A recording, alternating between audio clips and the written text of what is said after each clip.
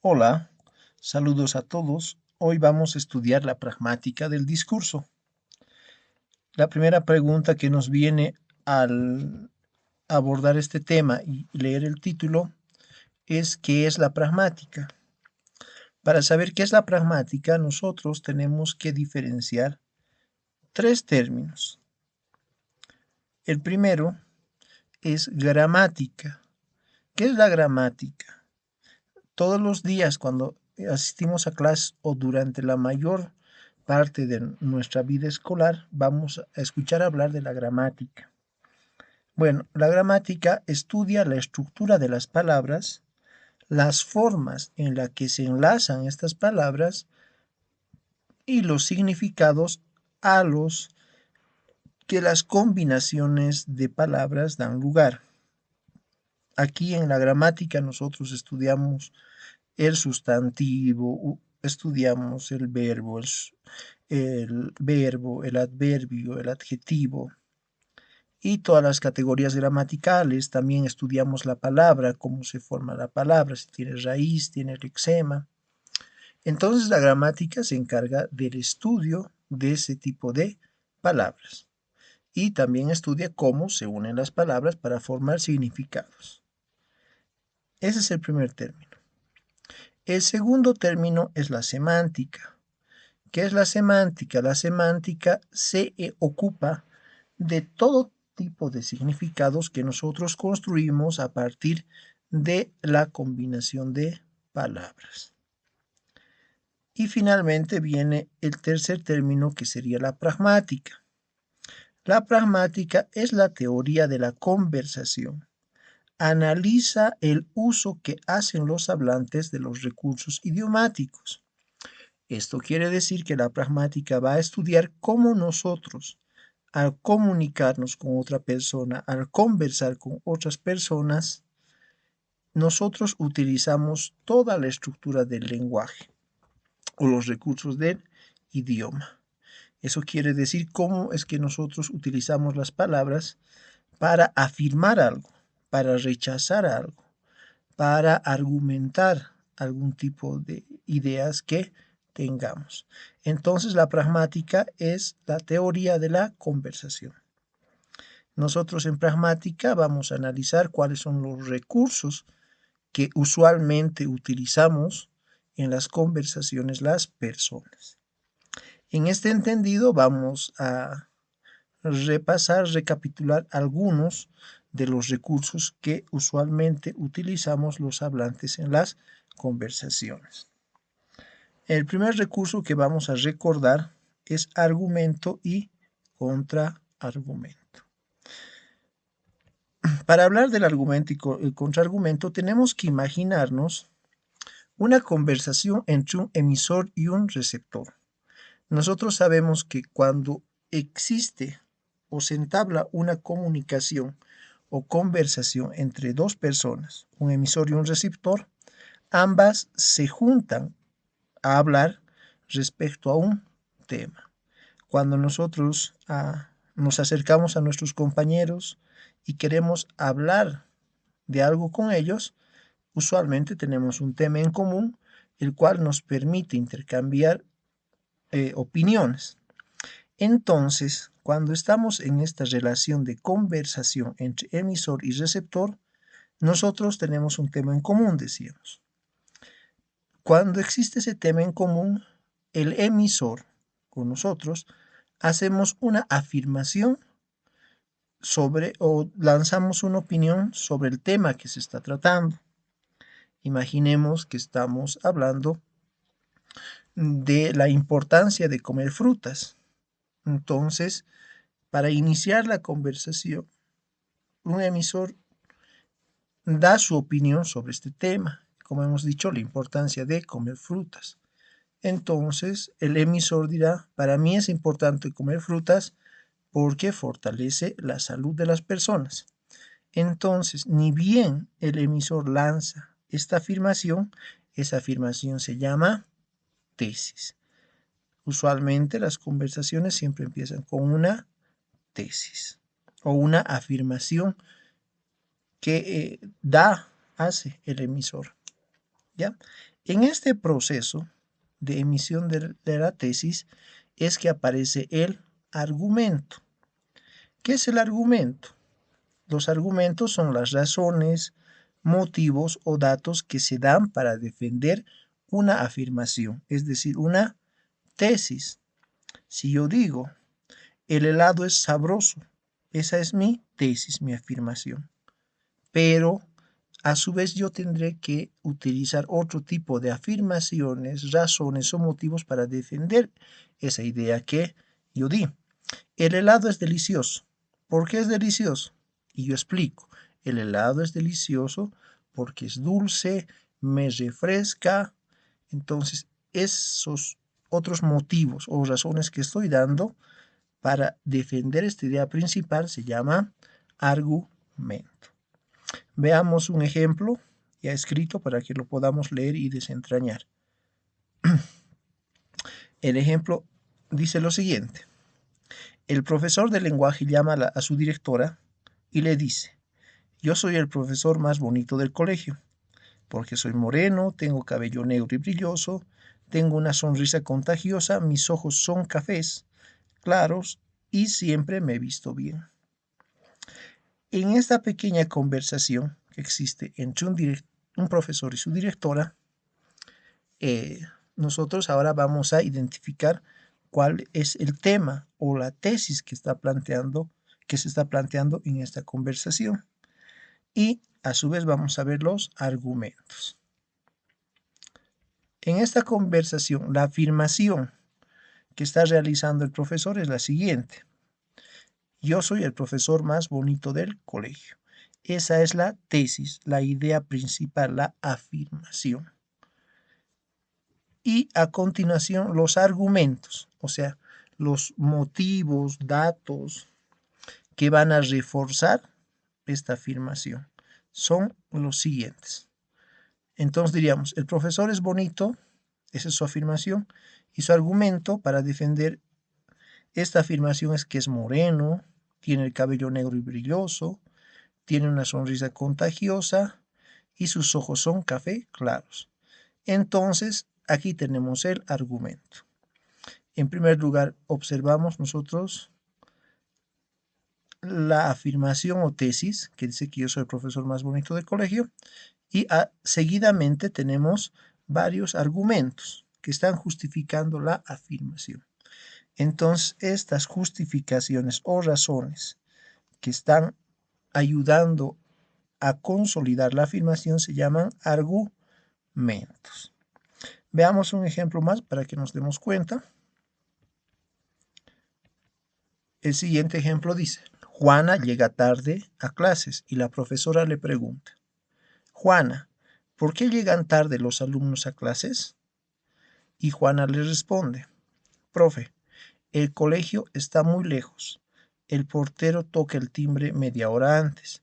Algunos días los autos en la carretera pasan mucho y no podemos llegar temprano. Además, algunos nos dormimos porque vivimos solos. En este ejemplo, la afirmación de la conversación es los alumnos llegan tarde a clases.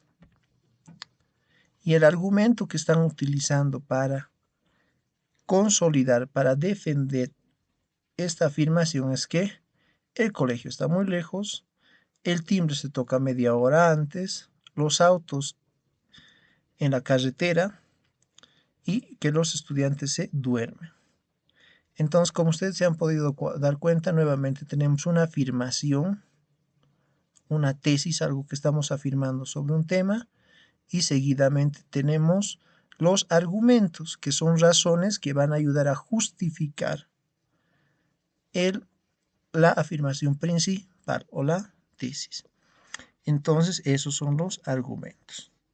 Razones, motivos, datos que nos ayudan a justificar la afirmación o tesis. Continuaremos. Ahora nos toca ver el siguiente recurso que se llama contraargumento. ¿Qué es el contraargumento? Son las objeciones que se presentan a un argumento dado con el fin de oponerse.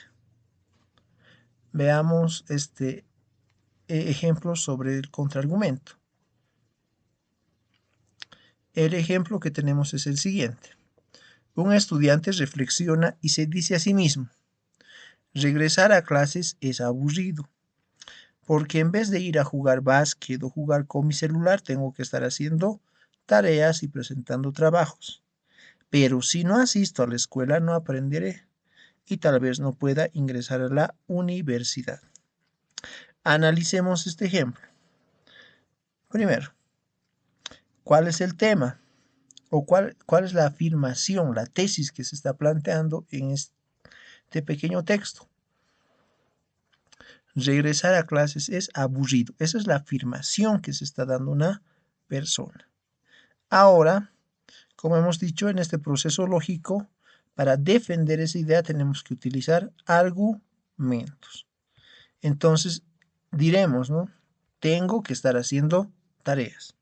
Estamos justificando por qué es aburrido regresar a clases. El otro argumento que utilizamos dice: tengo que estar presentando trabajos. Y finalmente decimos: tengo que dejar de jugar. La afirmación nuevamente decimos es: regresar a clases es aburrido. Y los argumentos que utilizamos para defender esa idea es: tengo que estar haciendo tareas, tengo que estar presentando trabajos y tengo que dejar de jugar. Hasta ahí todo bien, tenemos la afirmación y los argumentos. Pero en el proceso de conversación, muchas veces se da también este recurso llamado contraargumentación, que quiere decir que los argumentos que presentamos muchas veces no están bien planteados o no se está de acuerdo con esos argumentos y se opone otra idea a esos argumentos. A eso se le llama contraargumentos. Entonces, como decíamos hace rato, los contraargumentos son objeciones a los argumentos dados. Entonces diremos: ¿cuáles son los contraargumentos? Si no asisto a la escuela, no aprenderé. Estamos dando la contra a los argumentos con estos contraargumentos, porque desde nuestro punto de vista está mal. Entonces tenemos un argumento y a ese argumento le estamos poniendo un contraargumento, una objeción. Otro contraargumento que tenemos es: si no asisto a la escuela, no podré ingresar a la universidad. Entonces, en este proceso, en este ejemplo, hemos visto el proceso lógico en las conversaciones. Tenemos una tesis a la que defendemos con argumentos, pero muchas veces esos argumentos no están bien y hay personas o nosotros mismos creamos contraargumentos, esos argumentos, para decir que están mal, como hemos visto en este ejemplo. Hasta ahí vemos la pragmática del discurso en la conversación entre personas. Ahora vamos a ver otros dos recursos llamados denotación y connotación. En la denotación, el emisor o el hablante describe la realidad tal como la percibe, tal como es. No permite que tenga doble interpretación. Entonces, entonces un texto denotativo tiene un solo sentido y una sola interpretación. Es por eso que se considera a la denotación como objetiva, porque narra el hablante todo lo que está viendo tal cual, sin cambiar nada, tratando de copiar lo que ve. A eso se le llama objetividad. Veamos un ejemplo. Aquí vemos una jirafa. Entonces, si utilizamos la denotación, diremos: es una jirafa. Lo que estamos haciendo es describir un animal. Es una jirafa. No estamos cambiando nada, tiene un solo sentido. Si alguien lee este texto, es una jirafa, no tiene doble sentido y se describe un animal. Es objetivo. Veamos la siguiente imagen y describámosla. Hay un chico que está copiando. Entonces diremos, se copió el examen. En este caso estamos describiendo un hecho, pero no estamos dando opción a dobles interpretaciones. Estamos describiendo lo que vemos. Está copiando, se copia el examen. A eso se le llama denotación. Es decir, describir lo que vemos de manera objetiva, tal como es, sin dar juicios de valor propio. Una vez más repasamos, la denotación describe la realidad tal y como la percibe el hablante. Continuaremos. Ahora, el otro recurso es la connotación. ¿Qué es la connotación? En la connotación, el hablante nos presenta una visión personal del mundo, casi de forma poética, y puede tener más de un sentido. Es por esto que se dice que la connotación es subjetiva. Aquí vamos a jugar más con el doble sentido, triple sentido, o también con el sentido poético de las cosas. Entonces, esa es la connotación. Presentar una visión personal del mundo. Imaginemos que vemos pasar a una chica con unos dientes blancos, muy blancos. Entonces, si yo utilizaría la denotación, diría, esa chica tiene los dientes blancos. Eso se llama denotación. Pero si yo diría, los dientes de esa niña bonita son como unas perlas blancas que brillan al sol, ahí estoy utilizando la connotación, porque estoy utilizando el lenguaje poético.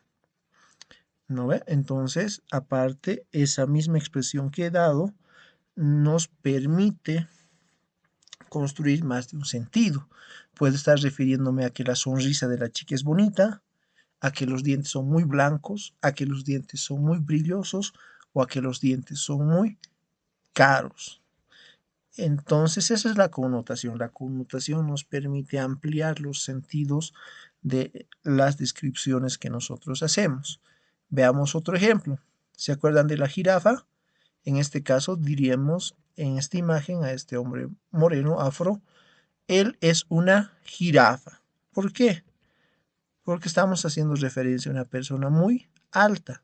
O también podemos decir, él es una jirafa porque tiene el cuello muy largo.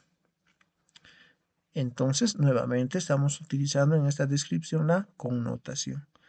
¿Por qué? Porque la expresión él es una jirafa puede tener una, dos, tres, cuatro, varios sentidos. Veamos el ejemplo, ¿se acuerdan de los chiquitos que están copiando? En este caso voy a utilizar un poco la poética y voy a decir, estudiar es subestimar la inteligencia del de al lado. Estoy diciendo de alguna manera que copiar es bueno. Entonces, aquí con esta expresión estoy justificando de manera elegante que es bueno copiar. O de alguna manera también puedo buscar otro tipo de sentidos esta expresión que he dado. Estudiar es subestimar la inteligencia del de al lado. Entonces, puedo estar justificando que también estudiar es para los que tienen voluntad y no para mí. Como se dan cuenta, esta expresión es connotativa, tiene connotación porque no nos permite un significado, sino construye diferentes significados. Entonces, aquí termina esta parte. Como hemos visto, la pragmática del discurso nos ayuda a delimitar los recursos que las personas utilizan en las conversaciones que tienen unas con otras. Espero les haya gustado este tema. Solo lo estamos repasando y nos vemos en la siguiente clase con la práctica. Chao.